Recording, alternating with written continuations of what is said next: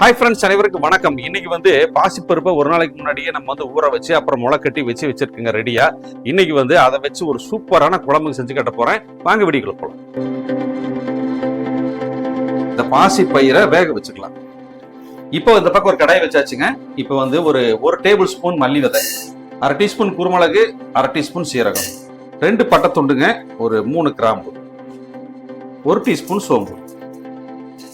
இதை ஹை ஃப்ளேம்ல வைக்காதீங்க, மீடியமான ஃப்ளேம்ல வச்சு லைட்டா ஃப்ரை பண்ணிக்கலாங்க.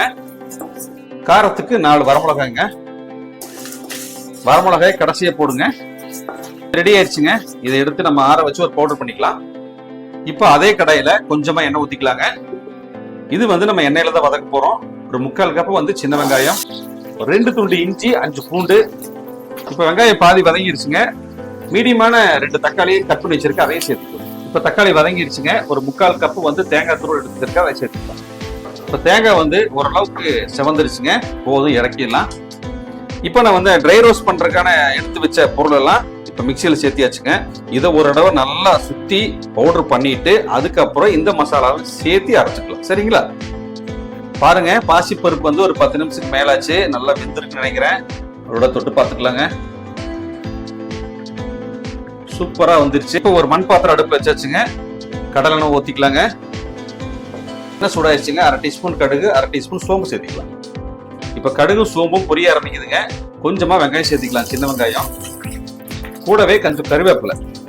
தாளிப்புக்கு 2 வரமிளகாய் சேர்த்திக்கலாம். இப்போ நம்ம அரைச்ச மசாலாவும் சேர்த்திக்கலாம். இப்போ கொஞ்சமா தண்ணி கடைக்கு சேர்த்திக்கலாங்க.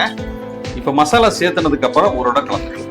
இப்போ மசாலா சேர்த்துனதுக்கு அப்புறம் 1 நிமிஷம் கழிச்சு நம்ம ஏற்கனவே முளைக்கட்டி வேக வச்ச பாசிப்பயிரை சேர்த்திக்கலாம்.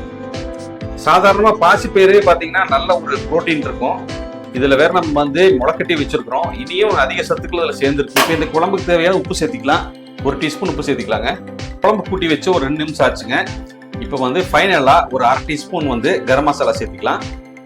இப்போ குழம்பு கூட்டி வச்சு ஒரு 7 இருந்து 8 நிமிஷம் ஆச்சுங்க. திறந்துடலாம்.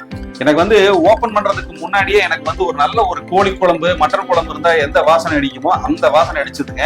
இங்க பாருங்க, முத்து முத்தா நல்லா வெந்து அட்டகாசமா வந்திருக்குது. குழம்பும் பாருங்க, ரொம்ப கெட்டியும் இல்லாம லூஸாவும் இல்லாம மீடியமா வச்சிருக்கேன். இப்படி இருந்தாதான் இந்த குழம்பு சூப்பரா இருக்கும். சரிங்களா? இங்க பாருங்க.